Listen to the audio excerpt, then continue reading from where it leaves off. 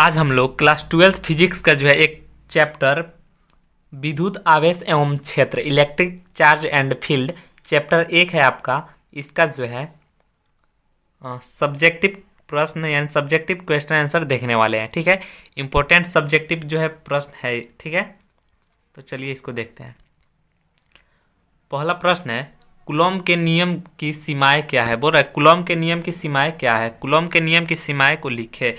यह जो है प्रश्न फाइनल एग्जाम में पूछा हुआ है। ठीक है, आप क्वेश्चन बैंक उठाकर देखिएगा तो ये जो है प्रश्न पूछा हुआ है। तो चलिए इसको देखते हैं। देखिए, कूलॉम के नियम की निम्नलिखित सीमाएं है। कूलॉम के नियम की निम्नलिखित सीमाएं हैं। पहला है, दोनों आवेश बिंदु आवेश होना चाहिए। जो दोनों आवेश होता है वह दोनों आवेश क्या होना चाहिए, बिंदु आवेश होना चाहिए। ठीक है, और दूसरा जो है, दोनों आवेशों के बीच की दूरी नियत होनी चाहिए। दोनों आवेशों के जो बीच की दूरी होती है वह क्या होना चाहिए, तो नियत होना चाहिए। अगला है 3 नंबर, दोनों आवेशों से किसी प्रकार की ऊर्जा उत्सर्जित नहीं होनी चाहिए। दोनों आवेशों से जो है किसी प्रकार की ऊर्जा उत्सर्जित नहीं होनी चाहिए। और चौथा जो है, दोनों आवेशों के बीच की दूरी 10⁻⁻14 मीटर से अधिक होनी चाहिए। चौथा क्या है कि दोनों आवेशों के जो है बीच की दूरी 10⁻14 मीटर से जो है क्या होना चाहिए, अधिक होना चाहिए। अगला प्रश्न देखिए। अगला प्रश्न है, विद्युतीय क्षेत्र के लिए अध्यारोपण सिद्धांत को लिखिए। बोल रहा है विद्युतीय क्षेत्र के लिए जो है अध्यारोपण के सिद्धांत को लिखिए। अध्यारोपण के सिद्धांत जो है किससे कहते हैं, ये जो है फाइनल एग्जाम में जो है पूछा हुआ प्रश्न है। आप जो है क्वेश्चन बैंक उठाकर देख लीजिएगा। चलिए इसको देखते हैं। किसी आवेश पर अन्य अनेक आवेशों के कारण आरोपित परिणामी विद्युत बल उस आवेश पर अन्य सभी आवेशों द्वारा लगे बलों के सदिश जोगफल के बराबर होता है। ठीक है, इतना लिख दीजिएगा तो आपको 2 मार्क्स मिल जाएगा। लेकिन अगर इसमें और ऐड करना चाहते हैं तो ऐड कर सकते हैं। ऐड आपको बस इतना ही करना है।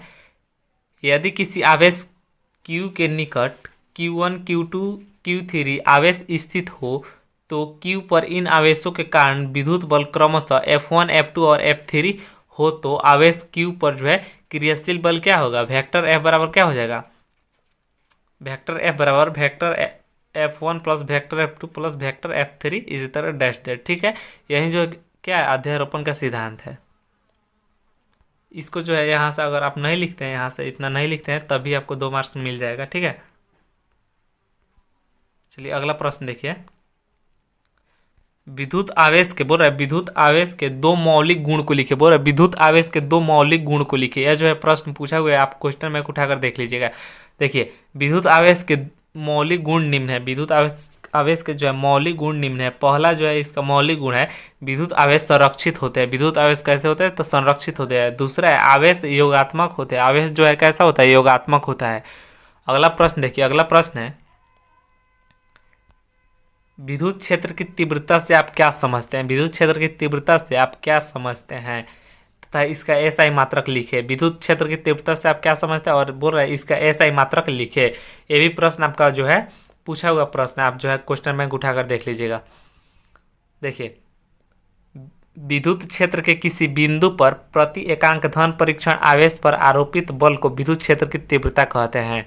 विद्युत क्षेत्र की तीव्रता का परिभाषा क्या होता है, विद्युत क्षेत्र के किसी बिंदु पर प्रति एकांक धन परीक्षण आवेश पर आरोपित बल को जो है विद्युत क्षेत्र की तीव्रता कहते हैं। तीव्रता को किससे सूचित किया जाता है, ई से सूचित किया जाता है। ई बराबर क्या होता है, F/Q0। ई बराबर क्या होता है, F/Q0। ठीक है, अगर F का मान पूछ देगा, F बराबर क्या होता है, ऑब्जेक्टिव में आता है F बराबर क्या होता है, तो F बराबर क्या हो जाएगा, E और Q0। F बराबर क्या होता है, EQ0। इसको जो है आप सदिश रूप में भी लिख सकते हैं इस तरह वेक्टर देकर। ई बराबर क्या हो जाएगा, वेक्टर F/Q0। ई बराबर वेक्टर F/Q0। और जो है विद्युत क्षेत्र का आपका क्या होता है, विद्युत क्षेत्र जो है सदिश राशि होता है। विद्युत क्षेत्र कौन सी राशि होता है, सदिश राशि होता है। ऑब्जेक्टिव प्रश्न है, विद्युत क्षेत्र सदिश राशि होता है। इसका जो है SI मात्रक क्या होता है, विद्युत क्षेत्र का SI मात्रक क्या होता है, विद्युत क्षेत्र का SI मात्रक न्यूटन प्रति कूलम NC-1 या वोल्ट प्रति मीटर Vm-1 NC-1 या वोल्ट पर मीटर। ठीक है, इसको आप याद रखिएगा। और इसका एक और जो है क्या होता है ऐसा unit, KG metre second ampere, KG metre second ampere. ठीक है, आप इसको इस तरह याद रखिएगा, केजी मीटर सेकेंड एम्पियर 1131 या 1131, और लास्ट दुगो में क्या होगा, माइनस होगा, और इसका बीमीय सूत्र जो है MLTA। ठीक है, MLTA और 1131, और लास्ट दुगो में क्या होगा, माइनस होगा। 3 और 1 में देखिए यहाँ पे माइनस है। ठीक है, चलिए अगला प्रश्न देखिए, समविभवी तल को परिभाषित कीजिए। समविभवी तल को जो है बोल रहा है परिभाषित कीजिए। यह प्रश्न जो है फाइनल एग्जाम में पूछा हुआ है। अगर आप क्वेश्चन बैंक लिए होंगे तो क्वेश्चन बैंक आप उसमें देखिएगा, फर्स्ट चैप्टर से जो है यह प्रश्न पूछा हुआ है। चलिए इसको देखते हैं। वैसा तल जिसके प्रत्येक बिंदुओं पर विभव का मान समान हो, अर्थात समविभवी तल के किन्हीं दो बिंदुओं के बीच विभवांतर शून्य होता है। बोल रहा है कि वैसा तल जिसके प्रत्येक बिंदु पर जो है विभव का मान समान होता है, वैसा तल जिसके प्रत्येक बिंदु पर विभव का मान समान होता है, उसको जो है क्या कहा जाता है, समविभवी तल कहा जाता है। ठीक है, और बोल क्या रहा है, समविभवी तल के किन्हीं दो बिंदुओं के बीच जो है विभवांतर शून्य होता है। समविभवी तल के किन्हीं दो बिंदुओं के बीच विभवांतर क्या होता है, शून्य होता है। यह ऑब्जेक्टिव प्रश्न है, पूछा हुआ है। चलिए अगला प्रश्न देखिए, 6 नंबर प्रश्न है, दो विद्युत बल रेखाएं केवल एक दूसरे को काट नहीं सकती, क्या दो समविभव तल काट सकता है। बोल रहा है दो विद्युत बल रेखाएं एक दूसरे को प्रतिच्छेद नहीं करती, यानी नहीं काटती है। क्या दो समविभव सतह जो होता है, समविभव तल जो होता है, वह काट सकता है एक दूसरे को। तो चलिए इसको देखते हैं, नहीं काट सकता है। देखिए इसका आंसर, यदि दो विद्युत बल रेखाएं एक दूसरे को काटती है तो प्रतिच्छेद बिंदु पर जो है दो स्पर्श रेखाएं परिणामी विद्युत क्षेत्र के दो दिशाओं को व्यक्त करती है, जो संभव नहीं है। बोल रहा है कि अगर जो है दो विद्युत बल रेखा एक दूसरे को, देखिए जो दो अगर विद्युत बल रेखा एक दूसरे को जो है प्रतिच्छेद कर देती है, काट देती है, तो प्रतिच्छेद बिंदु पर जो है दो स्पर्श रेखाएं परिणामी विद्युत क्षेत्र के दो दिशाओं को व्यक्त करती है, जो संभव नहीं है। और दूसरा जो है समविभवी तल का पूछ रहा था ना, तो देखिए नहीं, दो समविभवी तल जो है एक दूसरे को प्रतिच्छेद नहीं करते हैं। नहीं, समविभवी तल समानांतर होता है, तो यह जो है प्रतिच्छेद कैसे करेगा, प्रतिच्छेद करने का सवाल ही नहीं उठता है। चलिए अगला प्रश्न देखिए, विद्युत द्विध्रुव आघूर्ण को परिभाषित करें। विद्युत द्विध्रुव आघूर्ण को परिभाषित करें तथा इसका SI मात्रक लिखे।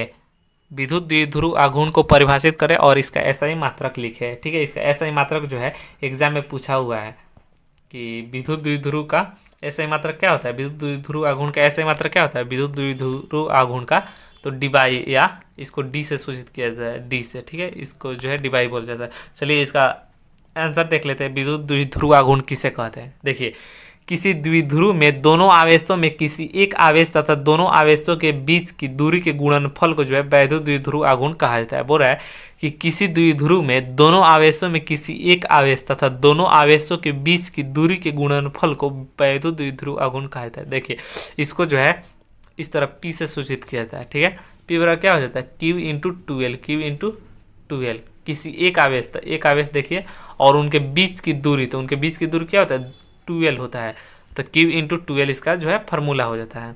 इसको जो है आप वेक्टर में लिखिएगा तो वेक्टर P बराबर जो है क्या हो जाएगा, Q इंटू वेक्टर 12। ठीक है, या विद्युत द्विध्रुव आघूर्ण जो है आपका सदिश राशि होता है। विद्युत द्विध्रुव आघूर्ण का कौन सी राशि होती है, तो सदिश राशि होती है।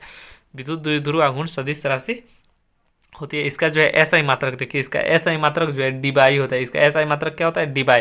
डिबाई जो है प्रचलित है, और जो है आपका कूलम मीटर भी होता है। वैद्युत द्विध्रुव आघूर्ण का जो है SI मात्रक कूलम मीटर यानी CM भी होता है। इसको जो है कूलम मीटर पढ़ा जाएगा यहाँ पर। ठीक है, इसको सेंटीमीटर नहीं पढ़ा जाएगा, कूलम मीटर है। और जो है या ASM भी होता है, इसका जो है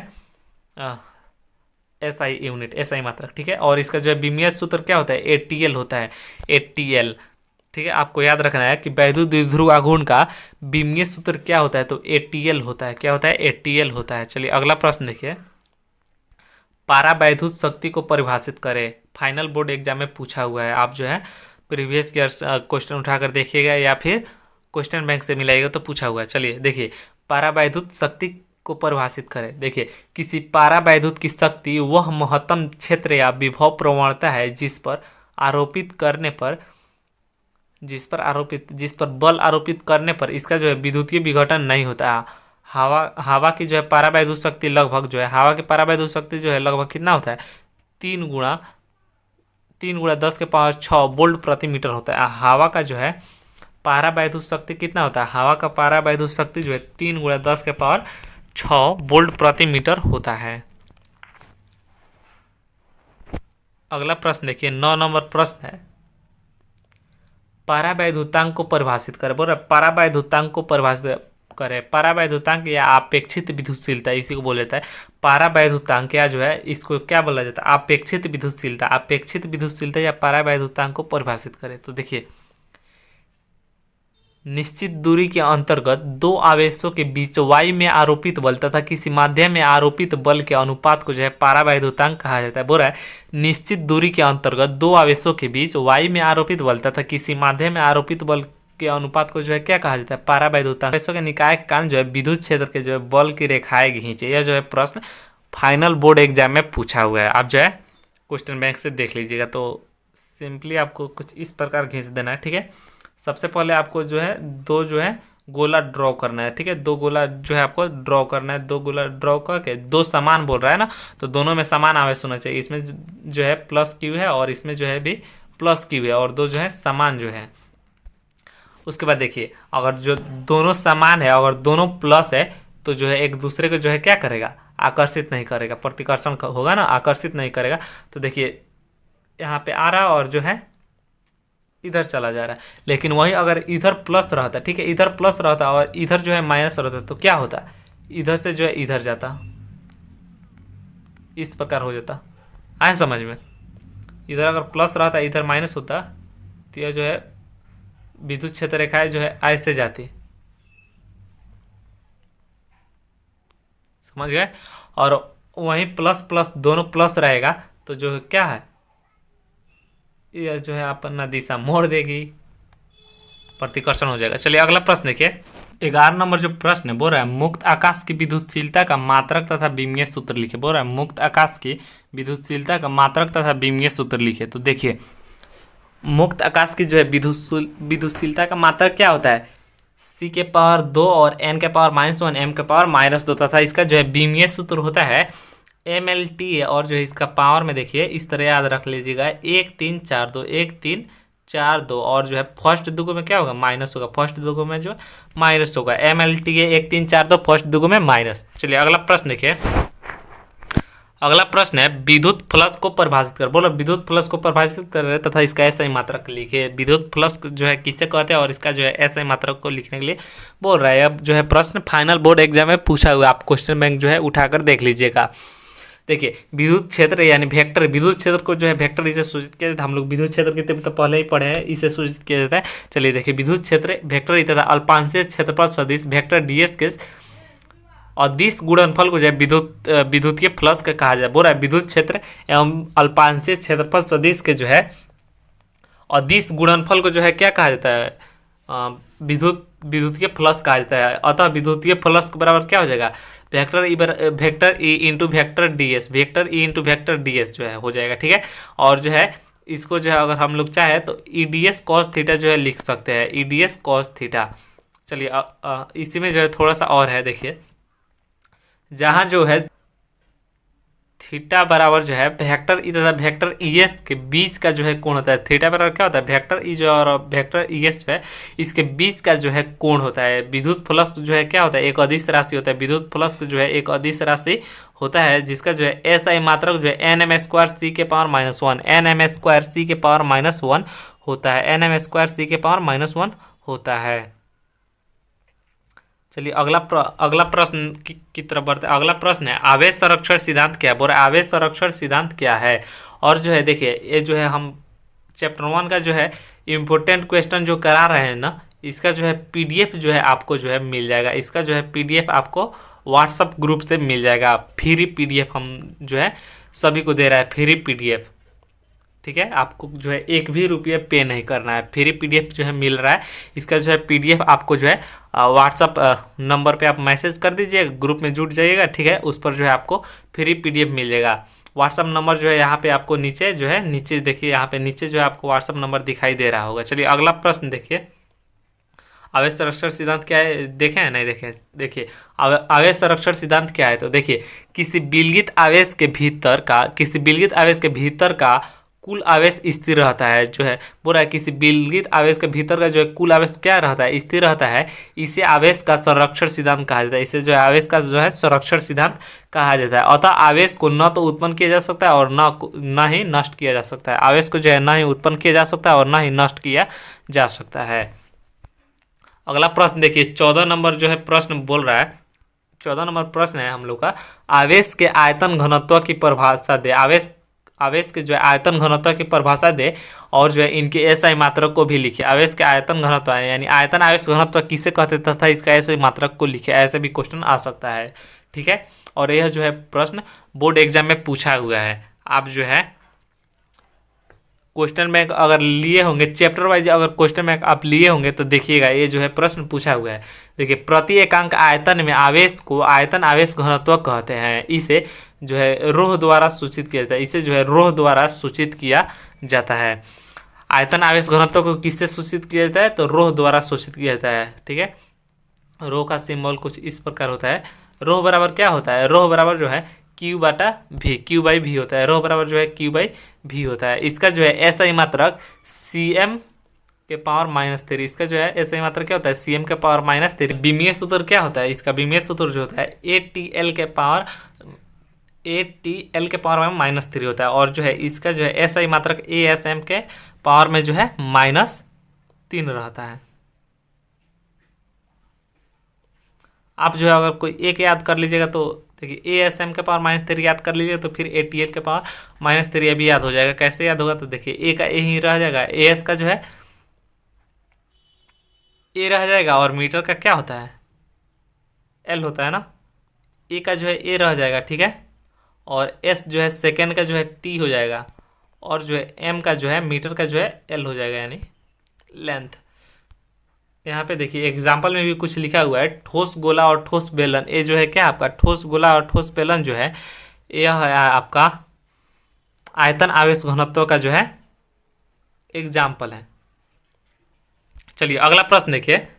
अगला प्रश्न जो है 15 नंबर प्रश्न है, किसी अनाविष्ट वस्तु पर 10⁻⁻19 इलेक्ट्रॉन दिया जाता है, ठीक है। किसी अनाविष्ट वस्तु पर जो है 10⁻19 इलेक्ट्रॉन दिया जाता है। उस वस्तु पर जो है उत्पन्न आवेश की गणना करें। उस वस्तु पर जो है उत्पन्न आवेश की गणना करने के लिए बोल रहा है।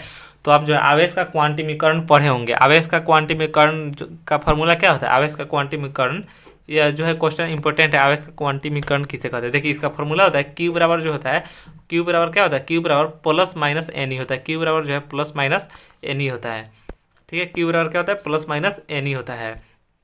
तो देखिए यहाँ पे दिया हुआ है, क्या दिया हुआ है यहाँ पे, उत्पन्न आवेश की गणना करें, यानी क्यू पूछ रहा है, ठीक है। क्यू पूछ रहा है और जो आपको एन दिया हुआ है, एन कितना दिया हुआ है, 10⁻19 दिया हुआ है, ठीक है। और ई का मान हम लोग जानते हैं, ई का मान कितना होता है, ई का मान होता है 1.6। ई का मान कितना होता है, माइनस नहीं होता है ना, ई के पावर होता है 1.6 × 10⁻19 कूलम, ठीक है।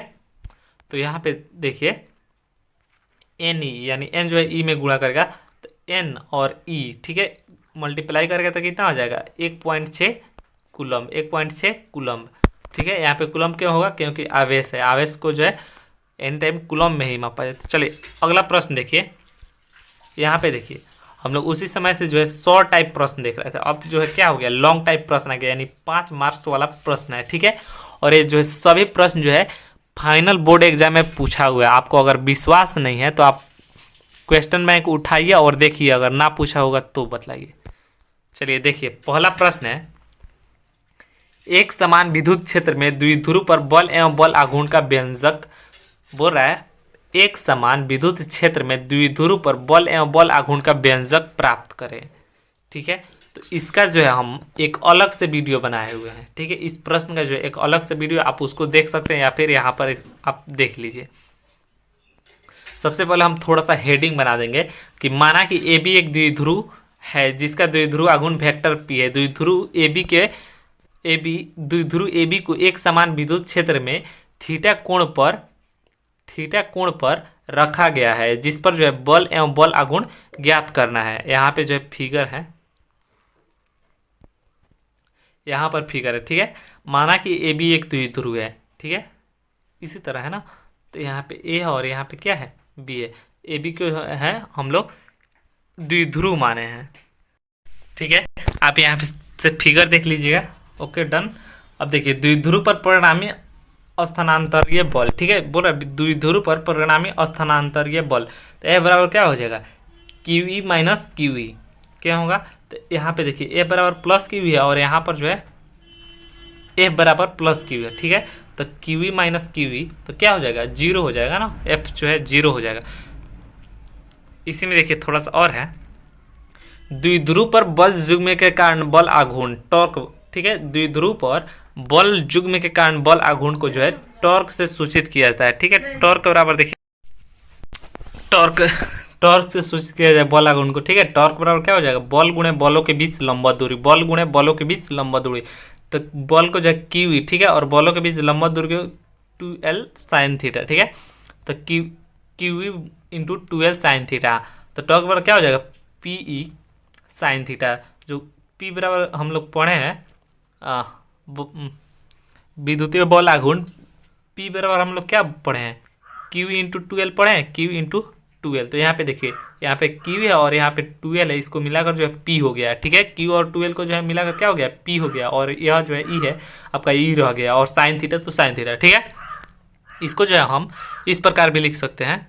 देखिए टॉर्क बराबर जो है vector P into vector E. ठीक है, vector P into vector E, और क्रॉस बीच में आ जाएगा। ठीक है, तो साइन थीटा हट जाएगा। ठीक है, यहाँ तक क्लियर। अगर जो है आपको ज़्यादा समझ में नहीं आ रहा होगा तो इसका जो है पीडीएफ जो है व्हाट्सअप जो है ग्रुप में जो है हम सेंड कर देंगे, आज ही सेंड कर देंगे इसका पीडीएफ जो है व्हाट्सअप ग्रुप में। आप जो है व्हाट्सअप ग्रुप से ज्वाइन हो जाइए। चलिए अगला प्रश्न देखिए,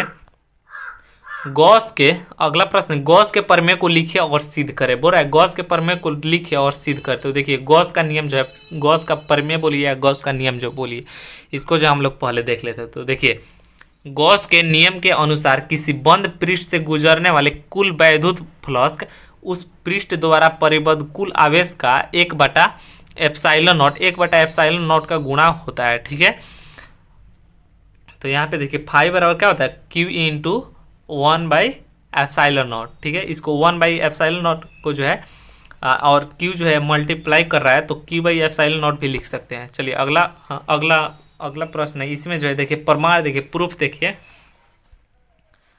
प्रूफ में जो है आपको क्या बोला जा रहा है, माना कि प्लस की एक बिंदु आवेश है जिससे जो है फ्लक्स को प्राप्त करने के लिए एक r त्रिज्या की गोलीय गाउसियन पृष्ठ की जो है कल्पना करते हैं जिसके केंद्र पर बिंदु आवेश स्थित होता है। ठीक है, जिसके केंद्र पर क्या होता है, बिंदु आवेश स्थित होता है। कुछ इस प्रकार जो है फिगर इसका बनेगा। सबसे पहले जो है एक गोला का निर्माण कर लीजिएगा। सबसे पहले एक गोला का निर्माण कर लीजिएगा। ठीक है, उसके बाद जो है एक जो है वेक्टर ds मान लीजिएगा। यहाँ पर जो है वेक्टर ds है और यहाँ पर क्या होगा, वेक्टर ई होगा, और ये जो है आपका दूरी जो है गोला का आधा क्या होता है, आर यानी त्रिज्या होता है। ठीक है, देखिए फिगर देख लीजिए और देखिए यहाँ पर जो है उसको जो है प्रूफ किया गया है। तो फाइव बराबर क्या होगा, ई डी एस। ठीक है, ई डी एस। तो यहाँ पे देखिए फाइव बराबर 1/4πε0 into q by r square into 4πr²। 4πr² कहाँ से आया है, तो एस जो है गोला का जो है क्या है, क्षेत्रफल है ना, एस जो है गोला का क्षेत्रफल, तो 4πr² होता है इसका फॉर्मूला। तो फाइव बराबर क्या हो जाएगा, क्यू बाई ई हो जाएगा। ये जो है प्रूफ हो गया। हम लोग ऊपर क्या देखें, फाइव बराबर क्यू बाई ई देखे हैं ना, यहाँ पे देखिए फाइव बराबर क्यू बाई ई देखे हैं, इसी को जो है प्रूफ करना था। तो यहाँ पे क्या है, फाइव बराबर क्यू बाई ई। चलिए अगला प्रश्न देखिए, गॉस नियम का 18 नंबर प्रश्न है। 18 नंबर प्रश्न, गॉस नियम का उपयोग कर कूलॉम नियम निकाले। गॉस नियम का उपयोग कर जो है बोल रहा है कूलॉम नियम निकाले। तो माना कि प्लस की एक बिंदु आवेश है जो आर त्रिज्या के गोलीय गाउसियन पृष्ठ के जो है केंद्र पर क्या है, स्थित है। यहाँ पे जो है इसका जो है फिगर देखिए, यहाँ पर इसका फिगर कुछ इस प्रकार है। एक पृष्ठ का कल्पना करेंगे। देखिए पृष्ठ जो है आप डॉट डॉट से कल्पना कीजिएगा तो और अच्छा रहेगा। ठीक है, पृष्ठ का कल्पना कर लेते हैं, और जो है पृष्ठ का जो गोले का जो है आधा भाग होता है वो आर यानी त्रिज्या होता है। और इसके पहले जो हम लोग फिगर देखें सेम टू सेम वैसा ही है। यहाँ पे वेक्टर ds और यहाँ पे वेक्टर ई विद्युत क्षेत्र मान लीजिएगा। ठीक है, और थीटा जो है इसमें कितना डिग्री का बन रहा है, कोण जो है 0 डिग्री का बन रहा है। तो देखिए गाउसियन सतह से गुजरने वाला कुल विद्युत फ्लक्स। फाइव बराबर क्या हो जाएगा, ई एस कॉस थीटा। तो फाइव बराबर ई इंटू वेक्टर एस या ई इंटू एस जो है लिख सकते हैं, ठीक है। और एस का जो है यहाँ पे देखिए थीटा का जो है मान 0 है, तो थीटा जब यहाँ पे रख दीजिएगा तो कॉस थीटा गायब हो जाएगा, ठीक है। और जो है अब देखिए यहाँ पर एस का मान कितना होता है, 4 पाई r²। हम पहले ही बताए हैं गोला का क्षेत्रफल को एस से यहाँ पे सूचित किया जाता है। एस गोला का क्षेत्रफल का फॉर्मूला क्या हो, 4 पाई r²। तब 4 पाई r² देखिए क्या हो जाएगा कि फाइव बराबर क्या हो जाएगा, ई इंटू 4 पाई r²। इसको जो इक्वेशन 1 मान लीजिए, समीकरण 1 इसको मान लीजिए, ठीक है। गॉस की प्रमेय अब देखिए बोल रहा है, गॉस की प्रमेय हम लोग गॉस के प्रमेय पहले ही देखे हैं। फाइव बराबर क्या हुआ है, Q/E हुआ है ना, तो इसको इक्वेशन 2 मान लीजिए। तो समीकरण 1 तथा 2 से, समीकरण 1 तथा 2 से देखिए, समीकरण 1 तथा 2 से, समीकरण 1 में देखिए फाइव है और समीकरण 2 में भी फाइव है, लेकिन इधर वाला जो है अलग अलग है ना। तो इसको हम लोग देखिए समीकरण 1 तथा 2 से जो बराबर है उसको छाड़ देते हैं और जो बराबर नहीं है उसको लिख देते हैं। तो ई इंटू 4 पाई r² बराबर Q/ε0, ठीक है। तो ई बराबर क्या हो जाएगा, ई बराबर क्या हो जाएगा, इसको यहीं पे रखते हैं। तो ई जो 4 पाई r² है इधर गुणा कर रहा है तो उधर जाएगा तो क्या करेगा, भाग करेगा ना। तो उधर जाएगा तो भाग करेगा। तो देखिए ई बराबर हो जाएगा Q/4 पाई ε0 इंटू r²। अब देखिए बोल रहा है एकांक धन आवेश पर लगने वाला बल, एकांक धन आवेश पर लगने वाला बल F बराबर क्या होता है, E इंटू Q0। F बराबर E इंटू Q0। तो F बराबर क्या हो जाएगा, यहाँ पर जो है E का यहाँ पर जो है E का मान हम लोग पुट करेंगे। यहाँ पर क्या करेंगे, E का मान पुट करेंगे। E का मान देखिए यहाँ पर है E का मान, इसी को जो है यहाँ पर पुट कर देंगे तो सिंपली आपका जो है इतना आ जाएगा। आपको दिखाई नहीं दे रहा होगा ना,